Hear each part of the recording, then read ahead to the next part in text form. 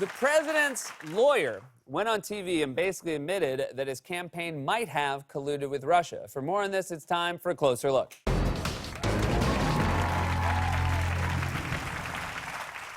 Every day, it gets harder to defend Trump's actions in the Russia investigation, which is why Trump cycles through more lawyers than a Law and Order marathon. Oh, hey, that guy was a jogger 3 episodes ago. In fact, this week, Trump's nominee for Attorney General, William Barr, was grilled by senators at his confirmation hearing about the fact that Trump originally wanted Barr to be his private criminal defense attorney, which would be an obvious conflict of interest. But Barr said he met with Trump once and then never heard back from him. It was a very brief meeting where essentially the president wanted to know, he said, oh, you know Bob Mueller. How well do you know Bob Mueller? And I told him how well I knew Bob Mueller. And he was interested in that, wanted to know, what I thought about, Mueller's integrity and so forth and so on. And I said, Bob is a straight shooter and should be dealt with as such. So he asked me for my phone number. I gave it to him, and I never heard from him again. Well, it's obvious why. I mean, we've all seen Trump's tweets. I mean, what are the odds he wrote down a phone number correctly? Yeah, dial this, 213-55K, crying emoji 8. What do you mean it's not ringing? So Barr didn't want to be Trump's lawyer. No respectable lawyer does. That's why Trump is stuck with outer borough ambulance chasers like Rudy Giuliani. Although Rudy doesn't really look like he chases ambulances. They probably just follow him when he goes out for a walk. But apparently, even Rudy is having a hard time with the job, especially as special counsel Robert Mueller prepares to issue his final report. Vanity Fair reported yesterday that Rudy fears that the report will be horrific for Trump and that the mounting pressure has also strained Giuliani's relationship with Trump. Rudy hates the job. Trump is very hard to deal with. Oh, are you just finding that out now? Come on, Rudy. You went into this job with your eyes wide open, and I do mean wide open. You look like you just saw a pretty lady in an old cartoon.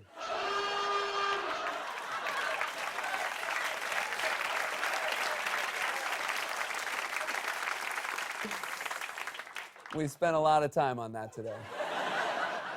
And it really does seem like the pressure of the job is getting to Rudy, because last night he went on CNN and blurted out another one of his trademark accidental confessions. Rudy was interviewed by CNN's Chris Cuomo, and the way these two yelled at each other was like watching two guys play cards in the back of a butcher shop. They hated Trump.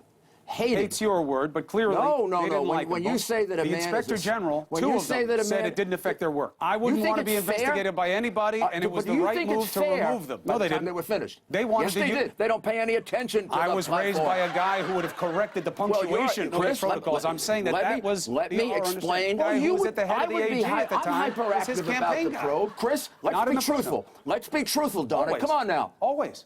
Mom! The only thing missing with that conversation was a few salami rolls hanging on strings. That interview should have had a voiceover from Ray Liotta. As far back as I can remember, I always wanted to be a gangster. And that was all. That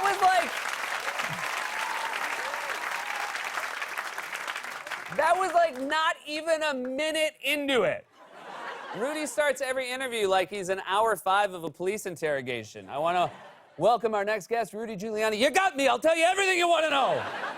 And then Cuomo asked Rudy about the latest bombshell in the Russia investigation. Trump's campaign chairman, Paul Manafort, shared political polling data with a business associate tied to Russian intelligence. And that's when Rudy made a stunning claim. He never said the campaign didn't collude with Russia, just that Trump himself didn't collude with Russia. Now you have Paul Manafort giving poll data that winds up leading to this coincidence. Well, you just misstated my position. I never said there was no collusion between the campaign or between people in the campaign. Yes, you have no idea if I have not. I said the President of the United States. He said he didn't. He didn't say nobody. How would you know that nobody in your campaign... He actually did say that, Rudy. He said nobody, and then he said, as far as I know. He said it in a... Well, as far as he knows, that's true. Look at him. Even he looks surprised by what he just said. Either that, or he's got a binder clip behind his head pulling back all of his skin. He looks like a grandpa at a theme park who didn't realize how fast the roller coaster was.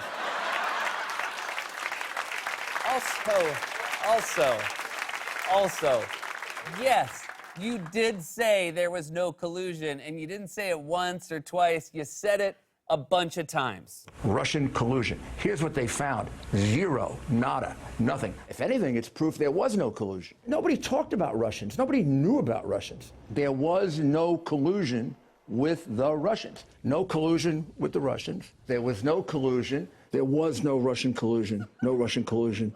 Case over. Was there collusion? Come on. Nobody believes anymore there was collusion.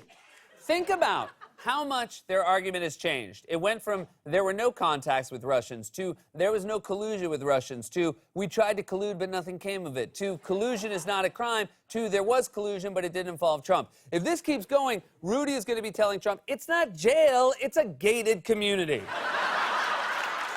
Now, we don't know.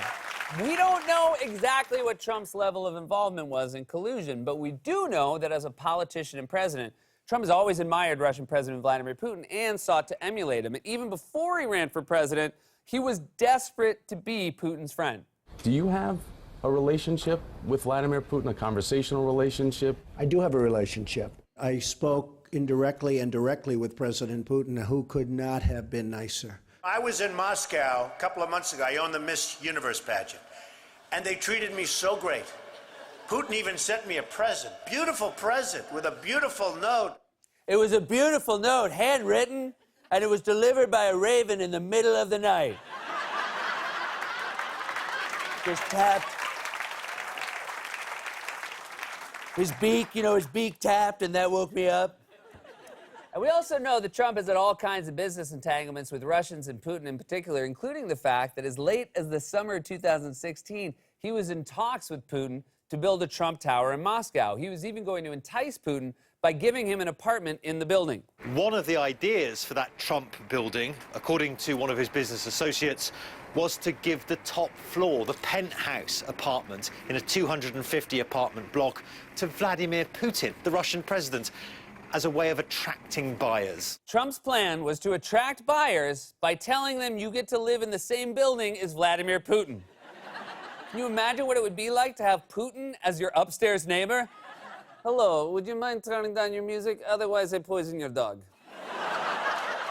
Okay, I see you at co-op meeting. Trump repeatedly denied he had any sort of business relationship with Russia, but that line changed once we found out about the deal to build a Trump Tower in Moscow. Trump said, if I did do it, there would have been nothing wrong. But there would have been something wrong. It would have violated the Constitution. There's a section of the Constitution called the Emoluments Clause that specifically forbids the president from taking gifts from foreigners. And we know that because during the election, Donald Trump's supporters kept saying Hillary was breaking it. Every foreign gift, every foreign speech, whether you're a senator or secretary of state, everyone, no, it's not a big charge, it's the U.S. Constitution. There's a section of the Constitution called the Emoluments Clause that says no one nor their spouse can take money from foreigners. She has to be guilty of 70 or 100 counts just on that one charge. You think Hillary's guilty because she had a foundation that gave out malaria shots to kids in Africa? Trump had a charity and he used it to buy 2 portraits of himself. Although when it comes to Trump portraits, this remains my favorite. I mean, look at that. The difference between that portrait and the actual Donald Trump is like the difference between Spider-Man in the comics and the Spider-Man in Times Square. It's the difference between the Big Mac in the commercial and the one you actually get in your drive-through bag. And on top of that, Trump and Putin have had several private meetings with no one else in attendance. And we have no idea what they discussed in those meetings. The only people who do know are the Russians, thanks to note-taking practices they developed during the Soviet era. The Washington Post reported yesterday the United States has no detailed record of Trump's 5 face-to-face interactions with Putin over the past 2 years. Russia, on the other hand, almost certainly does. The interpreters working for Soviet leaders were trained to take nearly verbatim stenographic notes. Can you imagine how hard it is to take verbatim stenographic notes of Donald Trump? Even closed captioning has a hard time following what he's saying. God bless the United States. Thank you very much. That's why. That's why their argument keeps changing. They don't have an argument. And the reality is slowly sinking in. Trump could say he didn't know he was colluding with Putin because Putin hypnotized him. And Rudy would say, As far as he knows, that's true. this has been A Closer Look.